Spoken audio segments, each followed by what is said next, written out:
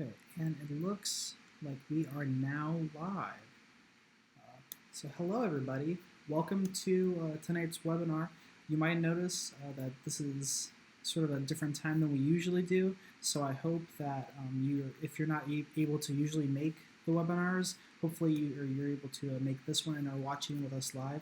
So anyway, I'm Ian with Writing Launch, and I'm very excited to be presenting tonight's webinar where the content is all coming from our No BS course on freelance writing.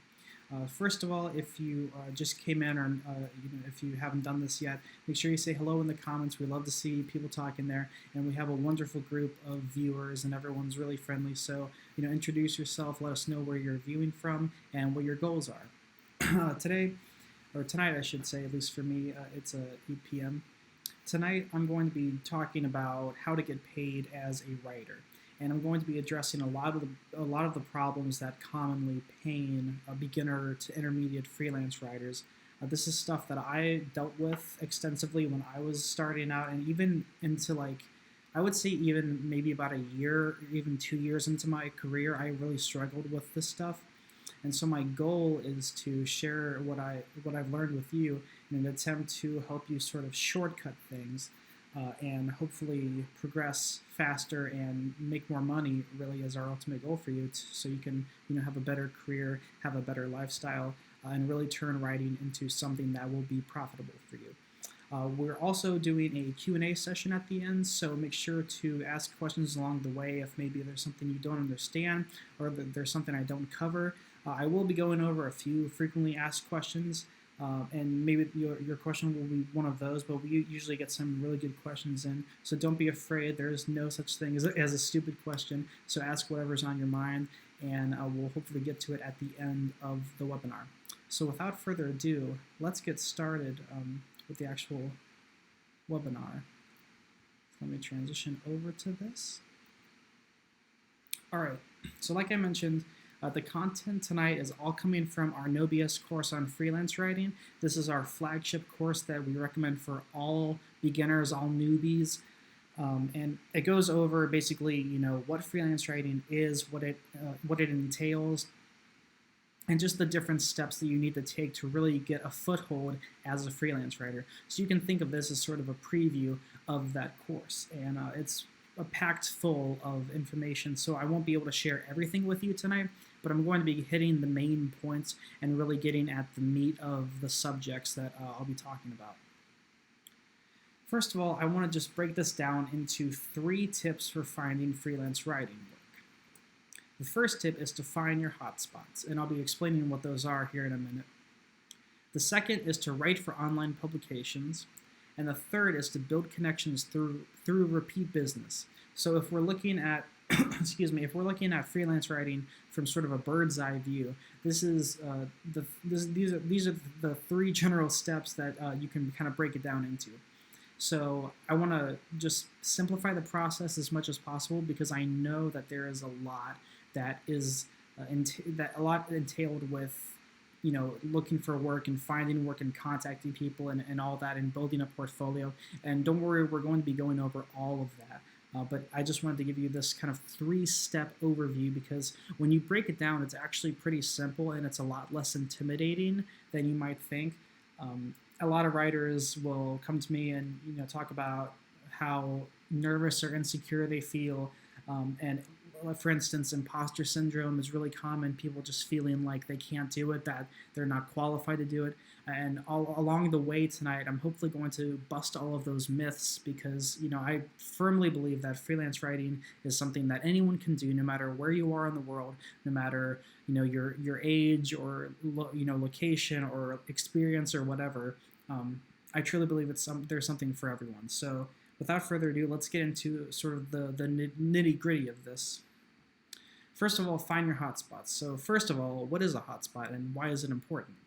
A hotspot is basically a website that provides you with good freelance writing jobs. Now, technically, a hotspot can be something besides a website, but because freelance writing is so digitally focused these days, I just used website because that's where you are going to be finding the vast majority of your work. And we'll talk about some exceptions later. So some hotspots will include job boards, You might find some on social media sites. Two I mention often are Reddit and LinkedIn, where you can find job boards on these sites or just places where jobs are posted that aren't necessarily dedicated job boards. You can also find them on social media groups. So, for instance, there are a lot of Facebook groups that will have clients posting in them looking for writers, and I'm sure there are LinkedIn groups for that as well. Now, hotspots aren't universal, so what works well for one writer may not work for another, and that's just because there is so much writing work out there. And depending on your niche, depending on your style, depending on where you are in the world and what your specialties are, you might find that a job board that works for a lot of people might not work for you. So bear in mind that when you're looking for hotspots, if something doesn't work, don't be discouraged, because it doesn't mean that you aren't qualified. It just means that you're probably not looking in the right places, and you would be surprised how common that is. And I'll talk a little bit about that later in terms of things like content mills, but we'll get to that eventually. So just keep in mind for now that don't get discouraged if you are looking at a hotspot and it's not really giving a lot to you. It probably just means that you should be looking somewhere else. Now, how do you find hotspots? Well, there are a few easy ways that I like to do this. One is to just take a look at popular job boards or sites or groups. This is a pretty easy approach because there are, I would say, a handful of really popular job boards and sites and social media groups where jobs get posted. Some you have to dig around a little bit for. You might have to ask other writers about them, but I would say there are a handful of really popular ones, and they're pretty easy to find. I'll be talking about a few here in a minute. Excuse me. And like I mentioned, you can ask other writers where they find jobs. Networking with other writers is something that I feel like we don't do enough because, writers tend to be kind of isolated. And especially if you don't know anyone who's a writer, it can be hard to, meet other writers. We've seen in our own writing launch community a large amount of growth just from writers networking with each other and building friendships, and that's been great to see.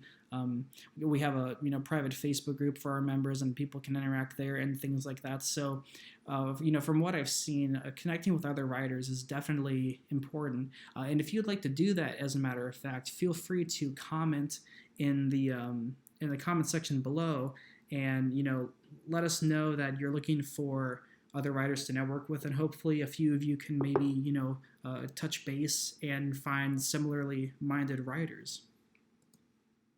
Over time, you're going to find out which sites give you the best jobs, and this can take a while.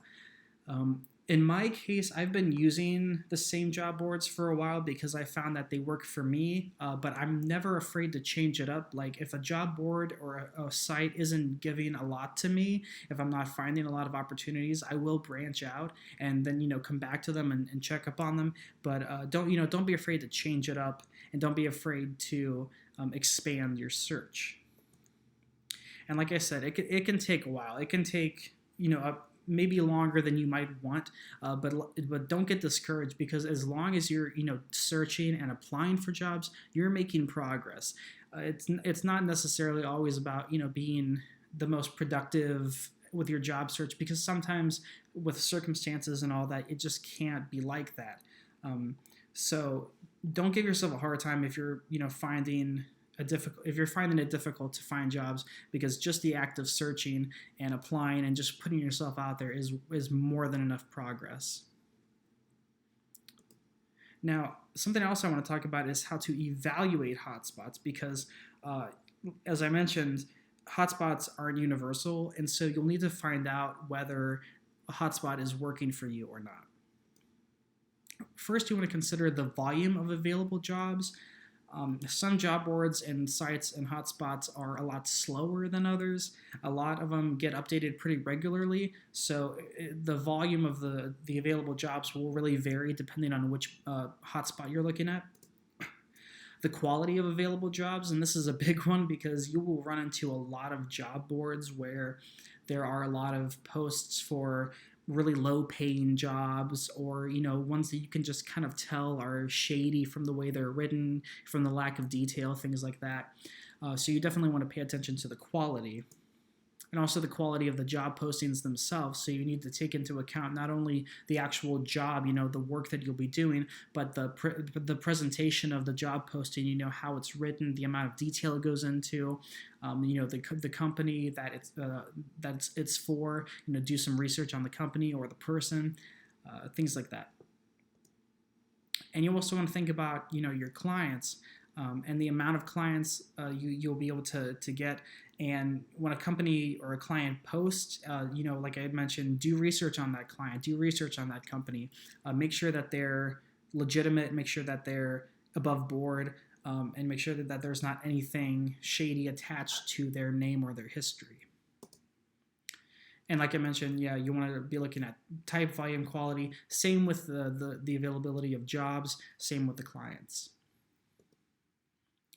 And something else to consider is the general type of audience or the client base that the hotspot attracts. In my experience, certain hotspots tend to attract a certain type of audience, and it really makes sense if you think about it, because let's say a job board like LinkedIn, you'll probably get a lot more professional jobs on LinkedIn on their job board. You probably won't get smaller brands or solo entrepreneurs wanting a biography or a little snippet for their website or something like that. So certain hotspots will give you usually certain types of clients and certain types of jobs. So keep that in mind when you're evaluating your hotspots. Now, writing for online publications is the second step in here, because I think finding hotspots is a good first step. It allows you to kind of put yourself out there, test the waters a bit, see what it's like, see what's out there, because you need to know, what is out there before you start just diving into it. And once you're comfortable with that, or maybe if you don't want to do that, if you'd rather write for publications, and we find this is the case with a lot of our members, they want to be published. They don't want to be writing for clients, and you do either. I recommend doing both because I think that it will make you a better writer. But many of our writers, many of our members want just to be published, and that's perfectly fine. And it's an incredibly successful method if you do it right. So let me cover a bit about that. And contributing to online publications really is a great way to get started. If you don't have a portfolio, if you haven't, maybe you don't have anything published at all, maybe you have no credentials, this is for you. And before I go any further, I just want to reiterate that this is something I've talked about in the past, but I just need to hammer it in every webinar we do. Experience is not necessary. Experience is great. Having a portfolio is great, but you can start from scratch. You can start from absolutely nothing if that's what you have. It's not the kind of thing where you need to have a bachelor's degree in writing. Ironically, I actually have a bachelor's degree in English, and I've never used it to help me get one job. So, it's really a situation where people these days, clients these days, are looking for quality of writing. They're looking for what you can offer them. They're looking for people to solve their problems, and they don't care about, the credentials of the person who's doing it. They want value, and that's something I'm going to be talking about a lot throughout this webinar, is the idea of providing value. So keep that in mind. So, for example, writing an article for Smithsonian Magazine or Forbes, these are all pretty impressive publications that are surprisingly, I wouldn't say necessarily easy to get into, but you can definitely get there by, starting small and working your way up. And becoming a contributor is really easy. Like I said, it requires no experience. All you need is a good idea, a good pitch, and we'll talk about that a little later, a good pitch, and just, the right presentation. And you don't need a portfolio to get started. As much, like I said, I need to, hammer it in as much as possible, because I always get asked, I have nothing, how do I start? And I always say writing for online publications. It's how I started. It's how a lot of our members have started out and how they've gotten their first portfolio pieces. So keep that in mind. The thing is that many publications these days that accept freelance contributions won't require any experience at all. Now, this hasn't always been the case, and we'll have a lot of members who, maybe were doing some writing, 10, 15 years ago, or even like 5 years ago, really. And they'll say, oh, I have to have all these credentials, right? And I'll go, well, no, you just need to have a good idea. You need to be able to write well and present value to the client or to the publication. And it sounds too good to be true, but it's just because I think clients and publications are really more open-minded these days, and they realize that they want good content, and it doesn't really matter who it comes from. And another thing that I need to cover is that publications pay very well. They can pay anywhere from a little more than you might make on like a content mill to 20, 30, 50 times as much. That's no joke. Now, I know a lot of you are on content mills and freelancing platforms, sites like Upwork and Fiverr, and I really discourage that only because it's such a waste of time. And I used a service like that for a while, and I sold my services through there. And in hindsight, it was the biggest mistake that I've ever made as a freelance writer. So if you're on one of those platforms, I do want to encourage you to consider writing for online publications instead. It's a lot easier. You get to choose who you work with. You have much more say in the creative experience, and you get paid so much more. I mean, it's a ridiculous difference. Because you get paid next to nothing on content mills, on sites like Text Broker, and I think iWriter is another one.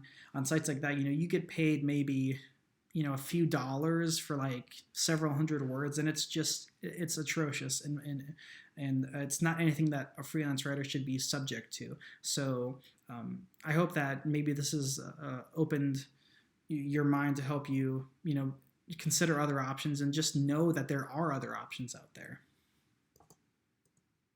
Now, let's talk about just how to get started. The first thing is to find publications in your niche, and this is pretty easy. We're going to make it really easy for you by giving you some resources and some techniques to really be able to find publications easily. Now, what I always say is I say start with Google, and the reason I say that is because Google is a very powerful tool that not a lot of people use to its fullest. There are a lot of what are called advanced search operators that you can use to narrow down your search, and I'm going to be talking about a few here. So let's say you want to write for publications in the spirituality niche. Here are some example searches that you might make in that instance. I'm going to start with this one and break it down. Now, maybe you haven't used Google in this way before, but it's really easy. What you want to search for is, first you start with your niche, which is, in this case, spirituality, but of course swap it out with whatever niche that you are specializing in. And then what you want to do is look for publications with writer's guidelines pages. And I'll talk about the writer's guidelines page in a minute, but essentially it's the page where, if a publication is accepting contributions from freelancers, they'll have a page that's the writer's guidelines page dedicated to telling writers how to submit and what they're looking for. So in this case, you want to hopefully find a page that is called writer's guidelines.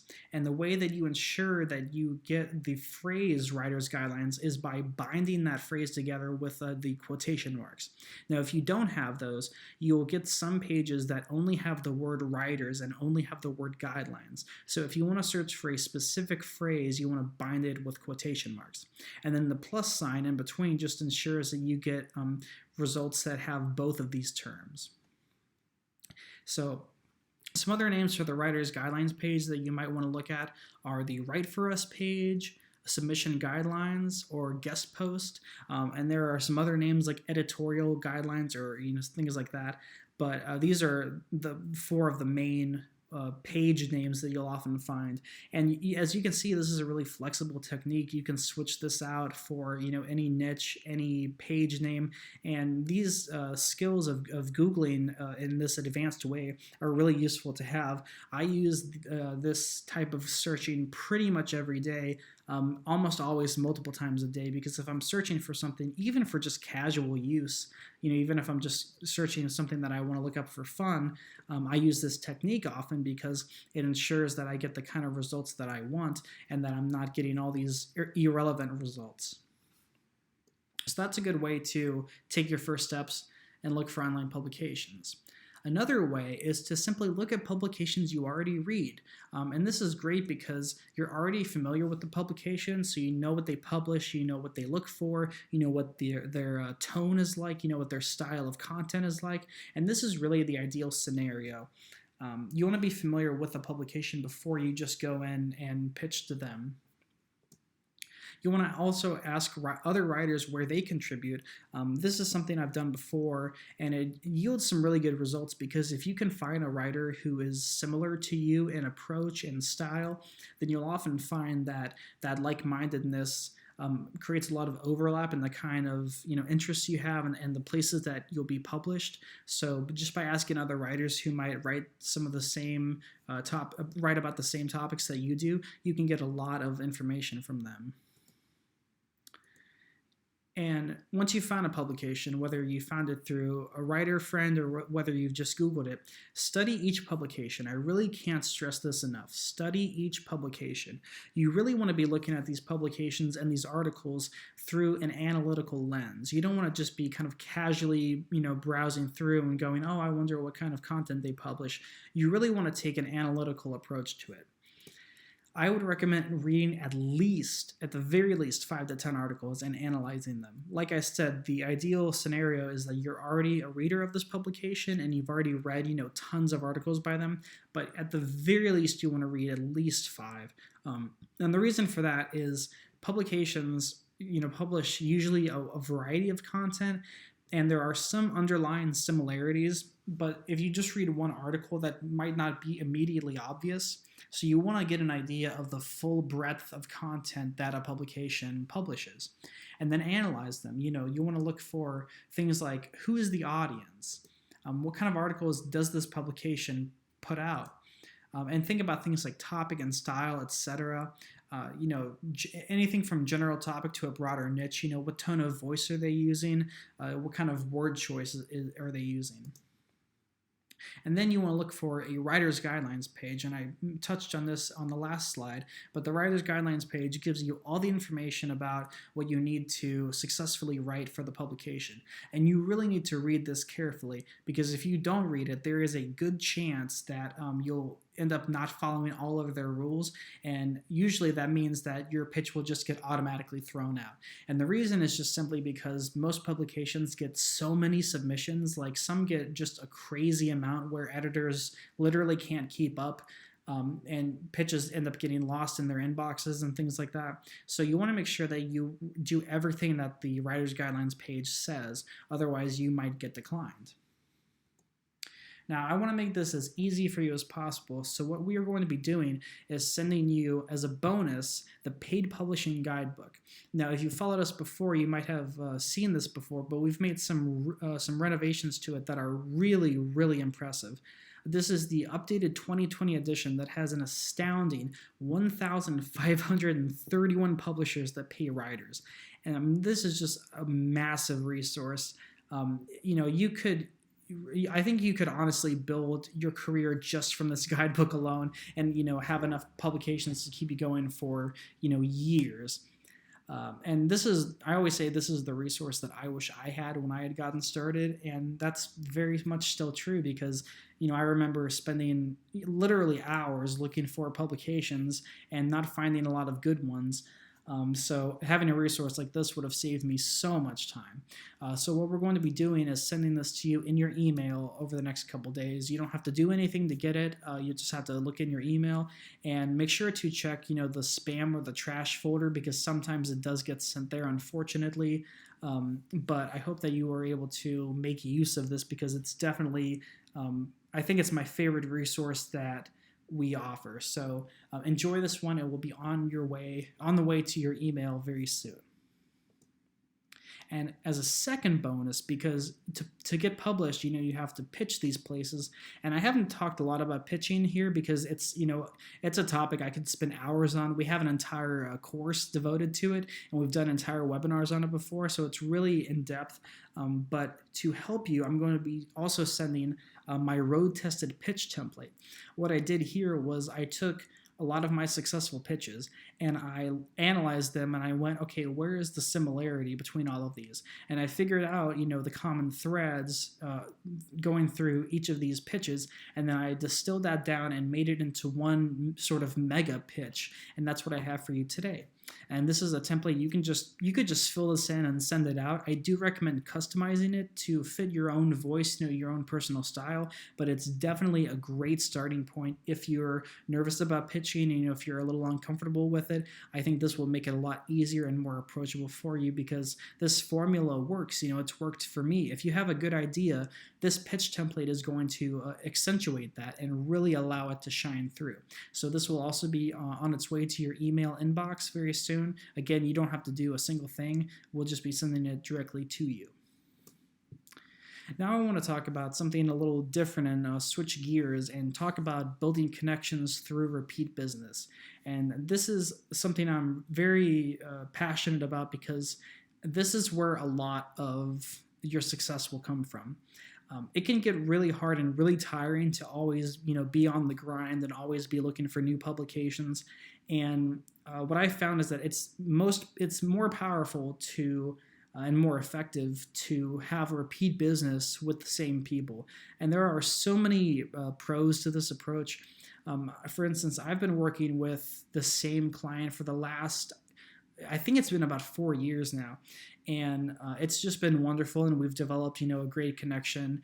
And, I always get constant work. And even if there's periods where maybe I'm not getting as much work, it's still a reliable source of income and business for me.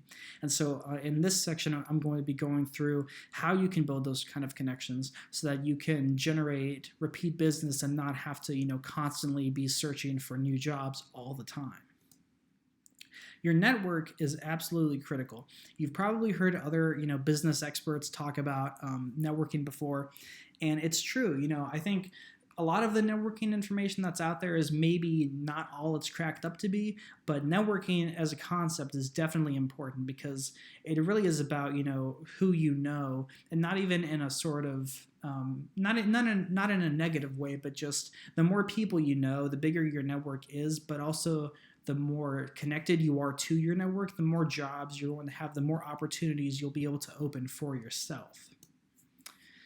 And yeah, the stronger your network is, the more jobs you'll get, and the higher the quality will be because you'll already have established a relationship with these people and these companies, and they they'll know that you're worth your rate. They'll know that you put out good content.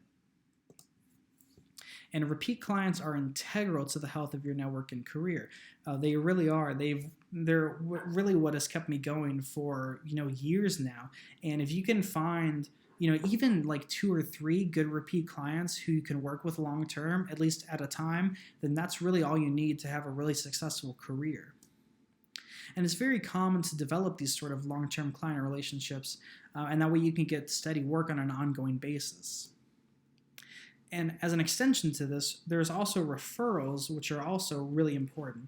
And that's because mostly word of mouth is the most powerful and most trustworthy form of marketing.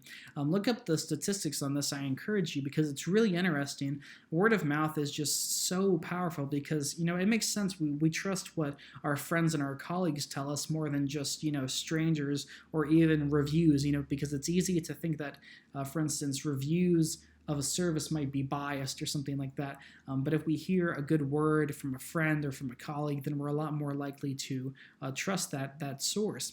So if you can get a referral from an existing client, even if you can't develop a long-term relationship with either client, you definitely get more mileage out of that connection. And so, don't be afraid to ask for referrals is the moral of the story here. Now, how do you maximize the chances of repeat business? Because, chances are this might not be something you're thinking about a whole lot. It might have been something that either didn't occur to you or that, you just were kind of too afraid to do maybe, and that's totally understandable. So let's talk about how to maximize the chances of getting repeat business. You want to treat every job as if it's one of many.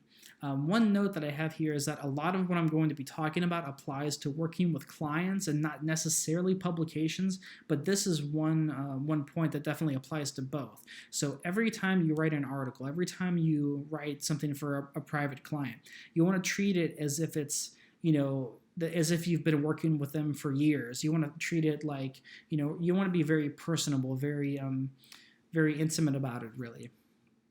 And you want to think about this in the grand scheme of things. And that means, for example, following up after the task is finished. You want to make sure that your client is happy. Now, with editors, you don't want to follow up as much unless you're pitching again. But for clients, this is definitely something you'll want to do. And like I said, for clients only, when you're following up, a simple message that says, hey, is there anything else that you need help with right now? Or do you know anyone else who needs something done? That's often going to do the trick. It's surprising how often this works, and I think a lot of writers are afraid to do it because it can be so overwhelming sometimes, because I think for a lot of writers, just applying to jobs already is very overwhelming because there's a lot of pressure associated with that. But if you can, get used to it, get comfortable with it, just asking for, a referral or asking if there's anything else that the client needs help with, that will often just bring more results than you might think.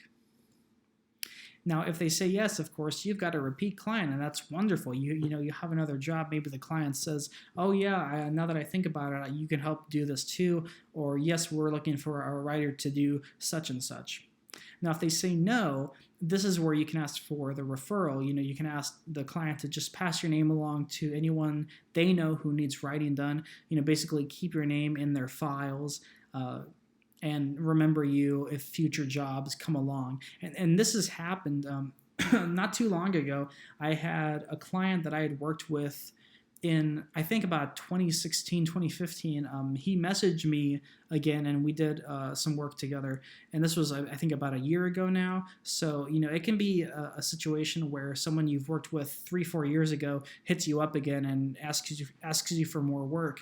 That can definitely happen. So don't be afraid to make those connections, make an impression on people, and ask, to be considered for future jobs and future work, and to pass your name along to anyone else. And of course, this is a great way to expand your network, because if your client does refer you to someone, or even just mentions your name to someone, even in passing, really, that builds that word of mouth marketing. And like I said, it's the most effective marketing technique in the world. It's something that's as old as really speech itself, communication itself, and it's still the most powerful today. Another way to ensure repeat business is to simply seek out long-term jobs. A tendency that I've noticed in writers, especially writers who are starting out, maybe in the first couple years, they tend to look for shorter-term jobs, and they don't really think about jobs that maybe would last 2 months or maybe 6 months, or even like 2 weeks. A lot of the projects that writers do in their first couple years are kind of one-off jobs, like one-off articles, or just one-off gigs with clients. And seeking out just longer-term jobs can be really useful. And these can be anything from like in-office positions to just projects that a company or a person is working on.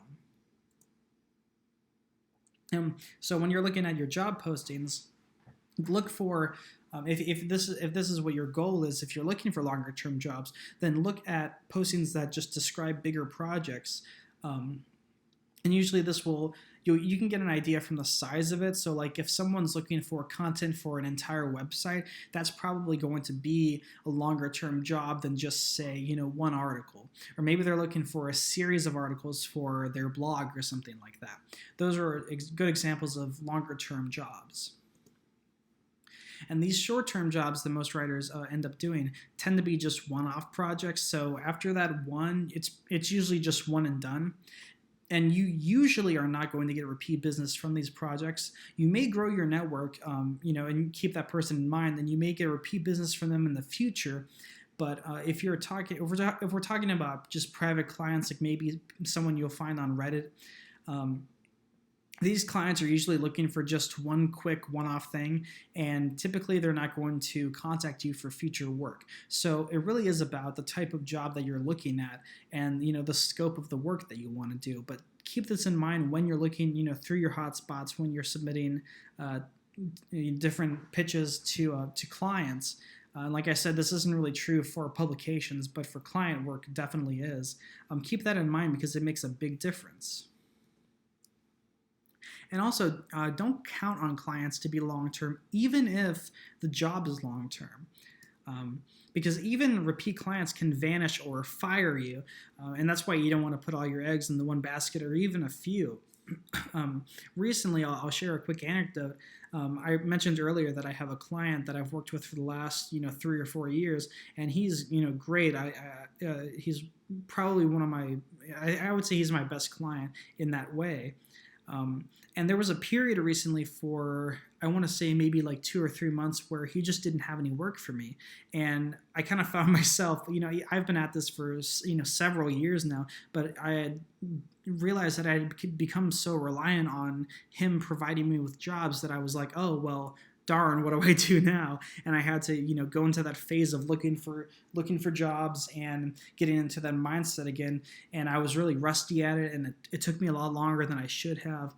And I realized that if I had just not, counted on him so much, I could have just had more work already.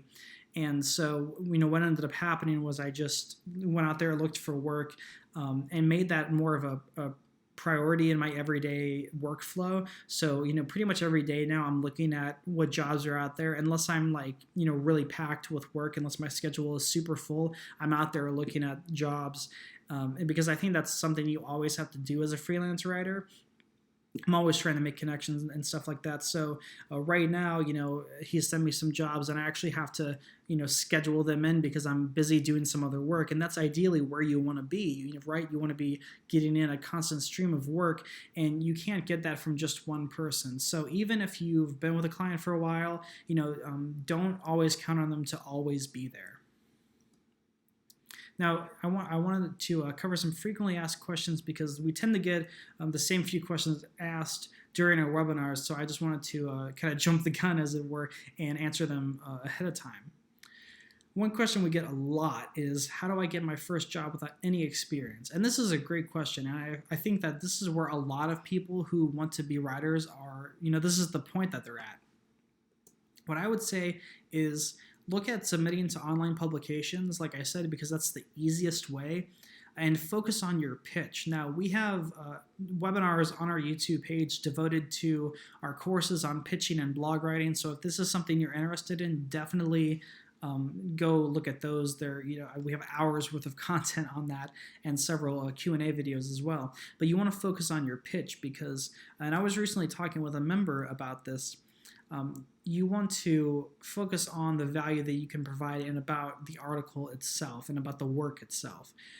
Your credentials aren't going to matter, and your lack of experience isn't going to matter if you can provide value. If you can solve their problem, which is essentially just providing them with work that their readers will like to read, that will add value to their publication. If you can do that, you don't need experience. You don't need credentials. And like I said, it sounds a little too good to be true, but it really is the reality of it. So don't be afraid to go in there and put yourself out there, even if you don't have anything published right now, because that can change. And it will change if you go out there and if you're confident about it, if you select your publications correctly, if you're confident in the niche, if you can write well about that niche, then you really have nothing to be worried about. Yeah.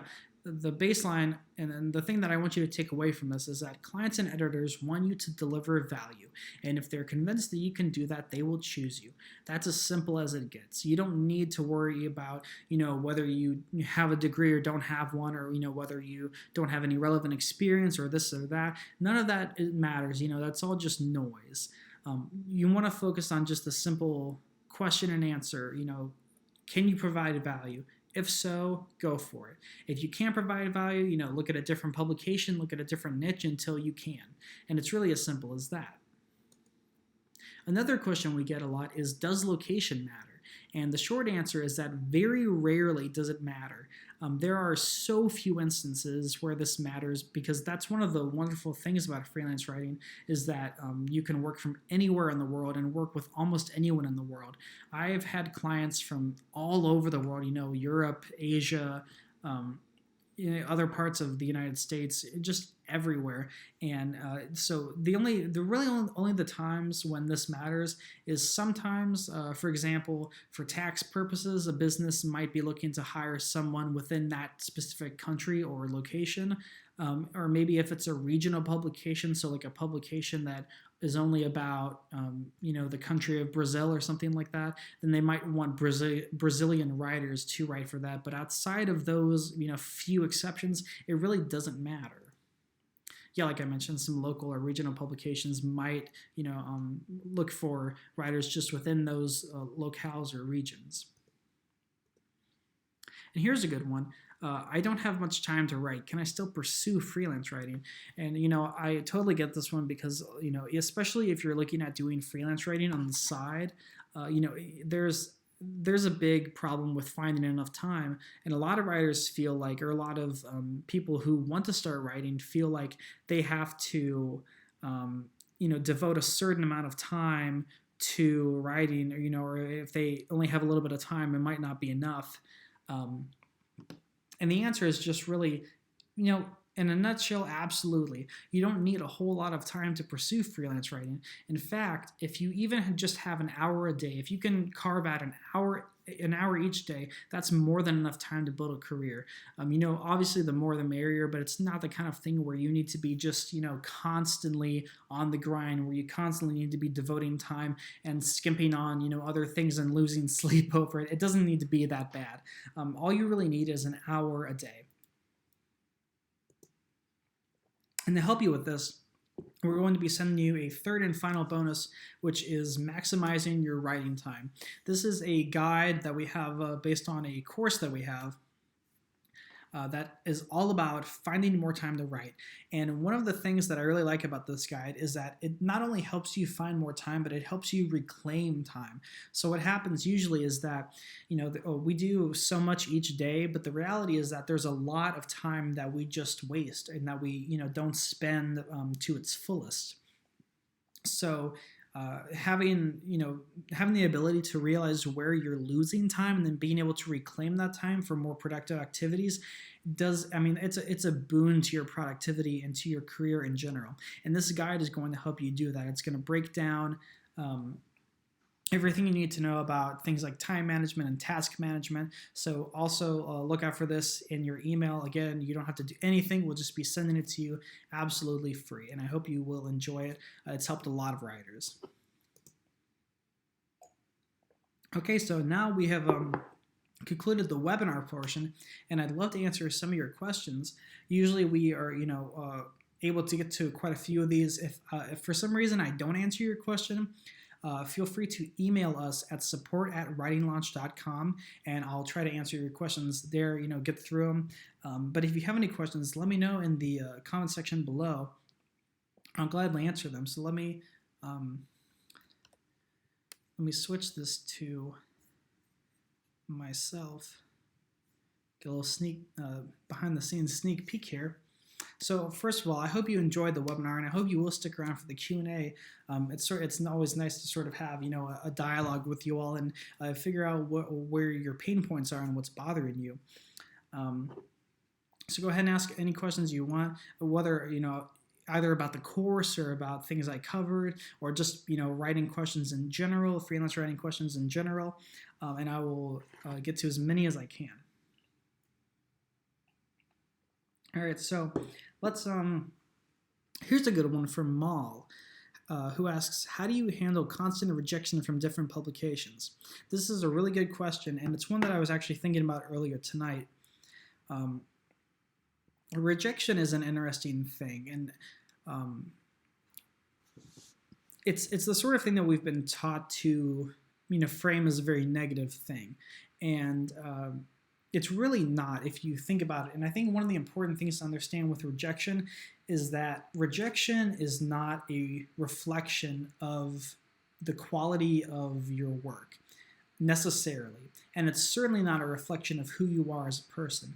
What I find is that most writers, when they get rejected, they take it to heart, and they have, like self-esteem issues from it, and they go, oh, I'm not good enough. I got rejected. It's a very negative thing. There's a really insightful, he's a graphic designer, his name is Chris Do, D-O, and he was talking about this in a video I was watching earlier, and he pointed out that, failure is not a negative thing. Failure is a learning experience. And he has a lot more great stuff to say about it, but what I was thinking about to sort of add to that is that rejection doesn't mean that you're not good enough. Rejection means that it's not a good fit. And that's very important to think about that as being different from, two different things, not being a good fit and then not being good enough. Because I truly don't believe that any writer is not good enough to get published or to get work with a client. Getting rejected just means that there's not a good fit, and there are so many reasons why there won't be a good fit. Usually, it just means that the type of content that you are pitching, is just not in line with what the publication wants to publish. It doesn't mean that your idea is bad. It doesn't mean that your content is bad. It doesn't mean that you're a bad writer. It just means that there's literally a disconnect between what you are offering and what the publication wants. And sometimes all it takes is, trying a different publication, and then those line up and you get accepted. And another thing to keep in mind with rejection is that it happens a lot. And, I don't have a statistic on mine, but I would say, at least from my experience, and I think this is a pretty okay rate, but maybe, let's say I'll send out, 15 pitches, one of those will be successful. And it might be 20 or 30 for you, and it all depends on your niche and what you're writing about. So it does vary wildly. But that's another thing to keep in mind, is just that there are so many factors that play into rejection, and it's not a negative thing. It just means that there's not a good fit. And I think if there's one lesson that you might take away from maybe even this whole webinar, think about rejection as just a neutral thing, and it's a learning experience. It doesn't mean that you're not good enough. It's not a personal reflection of who you are or your quality as a writer. Now, there are some cases in which you'll get rejected just because you do need to improve in some way, but I find that those are some of the best moments as a writer, because they allow you to really learn from that experience. And anymore, like, I've been doing this for about I would say 6-ish, 7-ish years, maybe a little longer. And I find that because I've gotten into a groove, unless I seek out learning opportunities, I really don't find them. A lot of what I learned from happened in my formative years when I was getting rejected all the time. And that's when I found my voice as a writer. That's when I kind of figured out what I wanted to do. And that's how I got confident enough to build a career out of what I was doing. So essentially, that's a very long-winded answer to your question, but I hope it helps. It's really not the kind of thing that I don't think you should be afraid of it. Take advantage of it. It's a really powerful thing, and you can harness it and reframe it as something very positive. So, and I do want to put out some more content on that. So hopefully that will be coming soon. We have a question from, let's see. But here's a good question from Teresa, who asks, do you follow up with editors on a pitch you sent a couple of weeks ago? Yes, absolutely. I would recommend going and looking at our webinar on pitching or on blog writing, because I go into, I go really into detail on this there. But as a rule of thumb, if you haven't heard back in about a week or two, depending on the size of the publication, then you'll want to follow up. And a follow-up can often, mean the difference between acceptance and rejection. So definitely follow up if it's been a while. And another note is that some publications, if you read the writer's guidelines page, they might say, after a certain amount of time, if you haven't heard back from us, just consider us, uninterested in your piece or something of that nature. So definitely read that, because if they say that, if they say like, if you haven't heard back from us in 3 weeks, just assume that we don't want to publish it or something like that. If you follow up in like a week, it's going to look pretty bad. So you want to pay attention to that. Let's see. Here's a good question. Do you have to be an expert to write in a niche area? The short answer is no, but the long answer is a bit more finessed. When you write about something, you do want to know about it, right? You want to be able to, articulate various things about it. You don't have to write about things that, like you don't have to have years of experience to write about things. I've had some jobs where I've had to write about things that I just have no idea about, and I've had to learn as I went along. And I was able to, pick things up really quick, and I learned a lot of new stuff along the way. Now, I wouldn't recommend that. That's sort of unique to my job situation. But it goes to show that you don't need a ton of experience to write about something. But it's the case where the more experience you have, the better it is. And you definitely want to write about things that you know about, right? You don't want to just pick random topics and write about whatever. And I feel like that's also sort of a downfall that a lot of writers get into, is that when they're looking for niches, they don't really.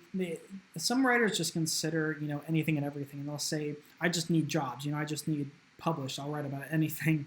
And I don't think that's a great approach to take, because you really want to leverage your own experience. And from what I've seen from many members, some people just have fascinating life experiences.